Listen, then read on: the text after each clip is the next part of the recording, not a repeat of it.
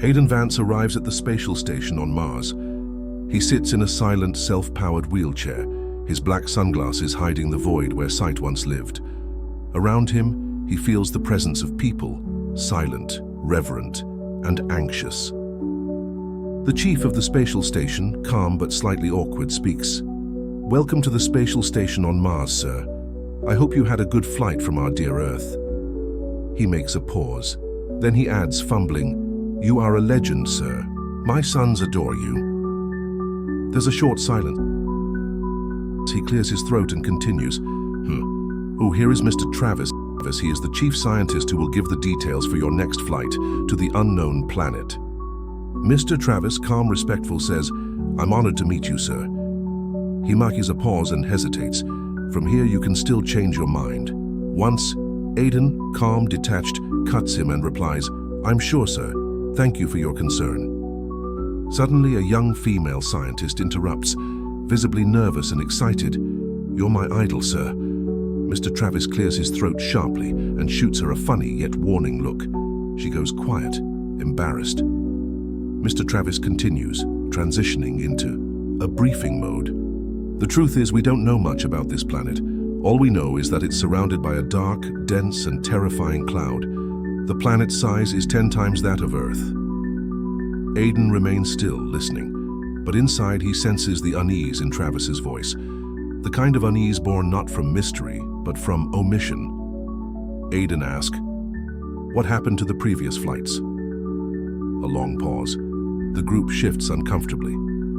Finally, Mr. Travis answers, "There were several automated flights with robotic explorers. Unfortunately, we had lost contact with all of them the moment they entered the dark cloud." After an uneasy silence, Mr. Travis continues, "You will be the first. Human, sir." Ayden hears the weight of the hidden truth. He knows they are lying, but it doesn't matter. The young scientist steps forward again. She hands him a sleek black bracelet and a pair of new black glasses. Her hands tremble. Mr. Travis explains to Ayden, "The bracelet monitors your vitals, heartbeat, body temperature, environmental data, and transmits it back to this station. The glasses have integrated micro cameras and a communication unit. They are powered by light and body heat. A small button on the right temple activates communication." Ayden nods. "I understand. Anything else?" Mr. Travis replies, "This is your backpack equipped with food, water, medication. Everything you might need. And your spatial suit, sir." The rest of the group takes turns giving additional instructions.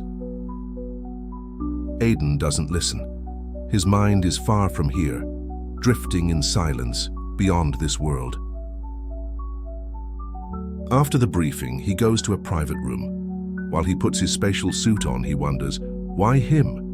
Why not trained astronauts, soldiers, scientists? He knows the answer. Their lives are worth preserving. His, what choice is left when you're already dead inside? He thinks. Ayden is transferred into a tight capsule inside the ship. The commander, solemn, speaks. "The flight will take some time. Everything is automated, no pilot." The commander adjusts the systems, gently securing Ayden in the padded capsule. His expression is unreadable. "The flight will take some time," he says. "You can rest. We'll take care of everything from here." Ayden gives the faintest nod, his hands resting calmly on his lap. The hatch seals. A faint hissing sound begins, subtle, controlled. A transparent mist swirls softly around the interior of the capsule. The commander remembers the private discussion with the chief scientist just minutes before launch. The chief scientist whispers to the commander, his voice tight, "Activate the sedation sequence once he's inside." The commander pauses. "Is that necessary?" The scientist doesn't flinch. "He won't suffer, he won't even know. He'll be asleep before the ship vanishes, before the fire comes." He adds, almost to himself, "He won't have to see his own death." Back in the capsule, Ayden blinks slowly. His breathing deepens. The gas works fast, no dreams, no final thought, just a gentle fading. A quiet end, as far as they believed. Then, with a nod of respect, the commander stepped back. The spaceship begins takeoff. Engines rumble. The vehicle disappears into the sky. All eyes on the screen. The spaceship moves toward the dark cloud surrounding the unknown planet. It enters the cloud. In mere seconds, a massive burst of light flashes on the screens.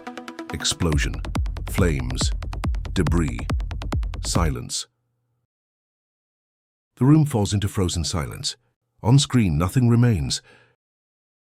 Mr. Travis whispers with a grim expression, "Disintegrated, act like the others."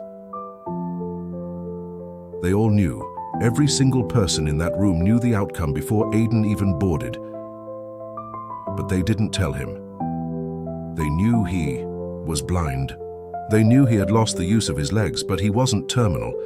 He wasn't dying, he was just expendable. The chief commander says coldly, "Risks are part of any experiment to advance humanity. He chose to go." The room stays quiet. This isn't new, this is routine. Heroes are easier to sacrifice when they're already broken. They knew once Ayden was in the capsule, they activated a slow-release gas to put him completely asleep, so he wouldn't feel the fear, wouldn't see the fire, wouldn't witness his own death. No final thought, no memory, just silence. The young scientist turns away, tears streaking down her face.